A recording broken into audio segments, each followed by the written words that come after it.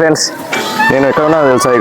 ఇది ఒక పల్లెటూరు వాతావరణం ఎట్లుందంటే, ఇది యాదాద్రి భువనగిరి జిల్లా ఉల్గొండ మండలం పొద్దుటూరు గ్రామం ఇది. అయితే ఇక్కడైతే ఒక టెంపుల్ వచ్చేసి శివాలయం ఉంది ఇక్కడ పొద్దుటూరులో మాత్రం. ఇది ఒక పల్లెటూరు కానీ ఎంత వాతావరణం అంటే పచ్చని పొలాల మధ్యలో ఈ టెంపుల్ అనేది ఉన్నది. కానీ సూపర్ అంటే సూపర్, ఇది ఒక చూడదగ్గరగా ఉంది. ఫ్రెండ్స్ అందరైతే వచ్చి చూడండి, ఇక్కడ టెంపుల్ అయితే బాగుంది. ఆ టెంపుల్ లోపల కూడా చూపిస్తా ఎంత బాగుందంటే. ఇది పల్లెటూరు కానీ ఒక సిటీ అంటాం, కానీ సిటీ కాదు కల్చర్. అక్కడ కన్నా వాతావరణం ఇక్కడనే చాలా ప్రశాంతత అనేది ఇక్కడ దొరుకుతుంది మనకు. చూడండి ఫ్రెండ్స్, నెక్స్ట్ ఇప్పుడు అలా పోతున్నా గుడికి, అయితే టెంపుల్కి అయితే వెళ్తున్నా నేను. ఓకే, ఇదంతా రాతి కట్టడాలు. ఒకసారి మొత్తం చూడండి ఇట్లా లోపల నుంచి ఇట్లా.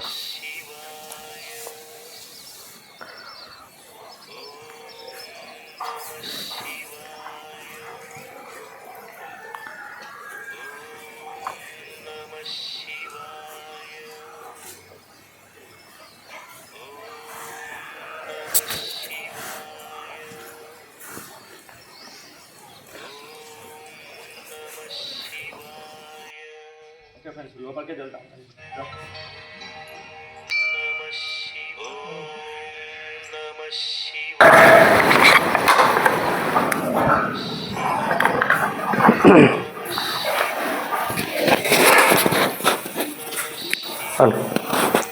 పెట్టుకో.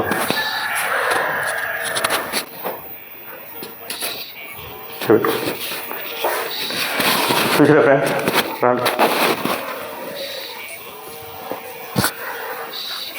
టెంపుల్ లోపలికి అయితే చేసినాం. అయ్యగారు అయితే ఉన్నాడు. పంతులు ఇప్పుడు ఇది ఈ మధ్యన కట్టారా? ఎట్లా కట్టేది? ఇది కట్టడం మటుకు ఈ మధ్య కట్టినారు. 2020లో పునః ప్రతిష్ఠ చేశారు. 2021లో పునః ప్రతిష్ఠ చేశారు. కానీ అసలు స్వామివారు శాసనానుగుణంగా 9వ శతాబ్దం, ఇది 24వ శతాబ్దం, 25వ శతాబ్దం, 9వ శతాబ్దం నాటి శాసనం అనుగుణంగా అప్పుడు స్వామివారు ఇక్కడ దీని వెనుక భాగంలో మూసీ నది ప్రవాహం ఉన్నది. దేవాలయం వెనుక భాగంలో ఆ ప్రవాహం దగ్గర స్వామివారు దొరికినారు. దొరికితే అప్పటి ఉన్న పెద్దలు, జమీందారుల యొక్క రాజుగారి సహాయంతో స్వామివారిని తీసుకొచ్చి గ్రామస్తులందరూ కలిసి ఇదే ప్రదేశం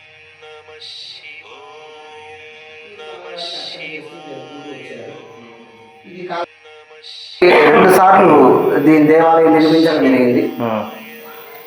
2 సార్లు దేవాలయం నిర్మించడం జరిగింది.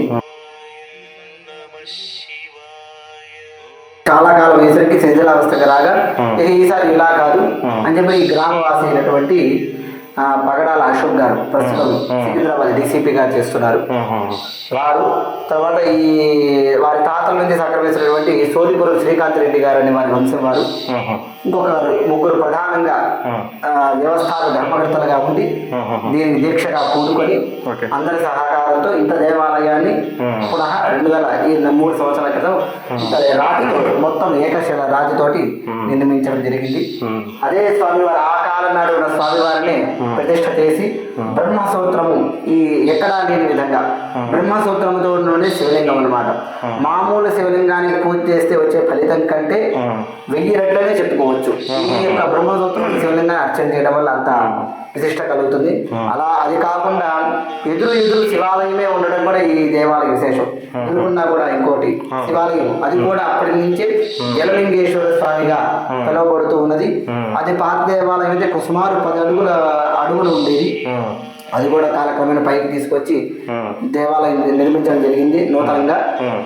ఆ దేవాలయం పూర్వకాలం నుండి గ్రామస్తులు గ్రామంలో ఎక్కడ వర్షములు కానీ ఇలాంటి వెనక అసలు ఈ ప్రాంతంలో వర్షాలు సరిగా ఉండేవి కాదు, పంట సరిగా ఉండేది కాదు.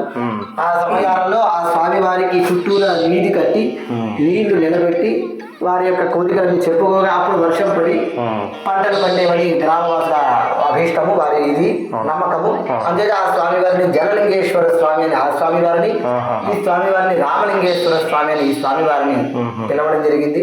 అట్లాగే ఆ కాలం నుండి ఆంజనేయ స్వామి కూడా విరాజులతో ఇంత దేవాలయం ఇప్పుడు కూడా పూజలు అందుకుంటూ ఉన్నది. మహాదేవ. ఓకే, అయితే 2021 కదా అన్నారు. ఆ 2020 దేవాలయంగా ఉంది, చిన్న దేవాలయం ఉంది. చిన్న దేవాలయంగా ఉండేది.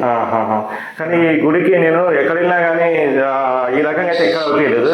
ఒక పల్లెటూరుకి ఇక్కడికి వస్తుంటే నాకు అనిపించింది పచ్చటి వాతావరణం, ఆ తాళ చెట్లు చూస్తుంటే ఏదో ఒక అనుభూతి పొందుతూ నాకు అనిపించింది.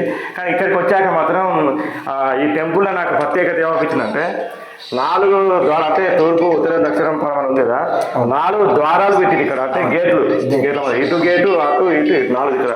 కానీ చాలా మంచి అనిపించింది అసలు. కారణం ఏంది అసలు? అసలు దేవాలయానికి ఎప్పుడైనా సరే 4 ద్వారములు ఉండాలి. మీరు పాత దేవాలయ క్షేత్రాలు ఏమి ఎక్కడ చూసుకున్నా సరే 4 గోపురాలతో ఉంటాయి.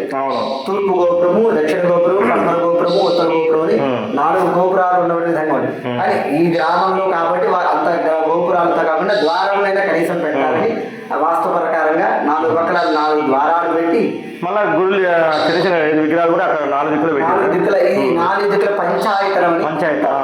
ఈ యొక్క పంచాయతన విశిష్టత శంకరాచార్య వారి యొక్క అద్వైత సిద్ధాంతం ప్రకారంగా ప్రతి దేవాలయంలోనూ ఈ పంచాయతన దేవతా ఆరాధనగా చేయాలి అని చెప్పి శంకరాచార్య వారు తీసుకువచ్చారు. అదే విధానంతో ఇక్కడ అర్చన జరుగుతోంది. చాలా బాగుంది ఇక్కడైతే. ఓకే, సంతోషం అయ్యగారు, సంతోషం. కానీ ఫ్రెండ్స్ చూసారా, చుట్టుపక్కల ఇప్పుడు మనం సిటీకి వెళ్ళడం కానీ తిరుపతి ఎక్కడ వెళ్తాం కదా, ఎక్కడ వెళ్ళినా కానీ మనకు కల్చర్ వేరే ఉంటుంది. ఆ సిటీ అంటే అంతా వేరే ఉంటుంది. మనం ఇక్కడికి వస్తే మాత్రం ప్రశాంతత, ఒక పల్లెటూరు టెంపుల్ అనేది ఇక్కడనే చూస్తున్నా. అందరైతే చుట్టుపక్కల ఉన్న వాళ్ళు రాండి, దర్శించండి. ఇక్కడ ప్రత్యేకత ఏంటంటే స్వయంగా చేసుకోవచ్చు లోపలికి వెళ్ళి. అవునా? ఓకే ఓకే, స్వయంగా వచ్చి భక్తులు వచ్చి అభిషేకం కానీ ఏదైనా చేసుకోవచ్చు. అయ్యగారు కూడా ఎక్కడో దూరం ఉన్నారు, పక్కనే గుడి వెనకాలే ఉన్నారు. ఎక్కడైనా అయ్యగారు దూరంగా ఉంటారు, వస్తారు అనుకుంటారు. కానీ ఇక్కడ అట్లా కాదు, గుడి వెనకాల పక్కనే ఉన్నారు. ఓకే, మాకైతే మంచిగా అనిపించింది అయ్యగారు. ఓకేనా, గుడి గురించి చెప్పినందుకు ఓకే, థ్యాంక్స్.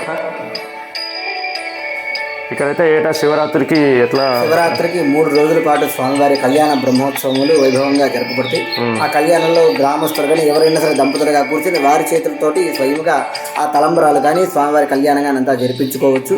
3 రోజుల పాటు జరుగుతాయి. అలాగే నవంబర్ 17 ప్రతి సంవత్సరం అది కార్తీక మాసంలో అటు ఇటుగా వస్తూ ఉంటుంది. ఆ రోజున స్వామివారి దేవాలయ వార్షికోత్సవం, ఈ 2 కూడా పర్వదినంగా విశేషంగా జరపబడుతుంటాయి. అలాగే ప్రతి ఉత్సవాలు, పండుగలు అన్ని ప్రతి పండుగ కూడా వైభవంగా గ్రామస్తులు అందరి సహకారంతో, పెద్దల సహకారం జరుగుతూ ఉంటాయి. Okay friends, okay bye.